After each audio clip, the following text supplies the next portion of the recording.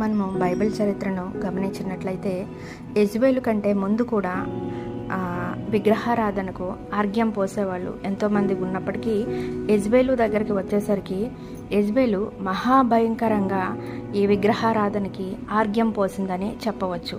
ఎందుకంటే ఈమె ఒక దుష్టరాణిగా వర్ణించబడింది. రాజైన యరొబాము మరణించిన తర్వాత 10 గోత్రాల ఇశ్రాయేలు ఉత్తర రాజ్యాన్ని పరిపాలించిన ప్రతి రాజు చెడ్డవాడే.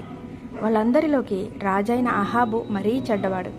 ఎందుకంటే దానికి ఒక ముఖ్య కారణమైన ఆయన భార్య దుష్టరాణి అయిన యెజ్బేలే. యెజ్బేలు ఇశ్రాయేలు స్త్రీ కాదు, ఆమె సిదోను రాజు కుమార్తె. ఆమె అబద్ధ దేవుడైన బయలును ఆరాధించేది. అహాబుతో పాటు అనేక మంది ఇశ్రాయేలీలు కూడా బయలును ఆరాధించేలాగా చాలా ఎక్కువగా ప్రోత్సహించింది. యెజ్బేలు యెహోవాను ద్వేషించి ఆయన ప్రవక్తను చాలామందిని చంపించింది. ఇతర ప్రవక్తలు ఏంటంటే ఆమె చేతుల్లో చావకుండా ఉండడానికి గుహల్లో దాక్కోవాల్సిన పరిస్థితిని తీసుకువచ్చింది. యెజ్బేలు ఏదైనా కావాలనుకుంటే దాన్ని పొందడానికి ఒక వ్యక్తిని చంపడానికి కూడా వెనకాడేది కాదు. మరి ఆమె భర్త అయిన అహాబు చాలా దుఃఖంగా ఉన్నట్లు ఒకరోజు కనిపించేటప్పుడు కారణం ఏంటని అడిగింది. దానికి అహాబు, నాబోతు అన్న మాటలను దుఃఖిస్తున్నాను, నేను అతని ద్రాక్ష తోట కొనాలనుకున్నాను, కానీ అతను దానిని నాకు ఇవ్వనన్నాడు అని సమాధానం ఇచ్చాడు. అప్పుడు యెజ్బేలు, చింతపడవద్దు, అది నీకు దక్కేలా నేను చేస్తానని చెప్పింది. యెజ్బేలు నాబోతు నివసించే ఊరిలోని పెద్దల్లో కొందరికి ఉత్తరాలు వ్రాసి కొంతమంది పనికి మాలిన మనుష్యులను పిలిపించి నాబోతు దేవుని రాజును దూషించాడని చెప్పేలా చేయండి.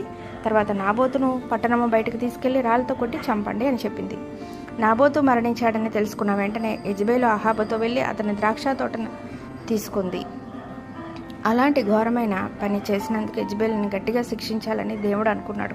మరి తగు కాలంలో దేవుడు ఏం చేశాడంటే ఆమెను శిక్షించడానికి యేహూ అనే వ్యక్తిని పంపించాడు. యేహూ వస్తున్నాడని యెజ్బేలు విన్నప్పుడు ఆమె తన కండ్లకు రంగు వేసుకొని అందంగా కనబడడానికి ప్రయత్నించింది.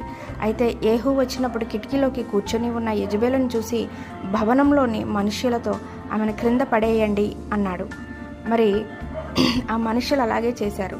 వాళ్ళు ఆమెను క్రింద పడేసేటప్పుడు ఆమె చనిపోయింది. ఆ విధంగా దుష్టరాణి యెజ్బేలు అంతమైంది. ఆమెను కుక్కలు కూడా చాలా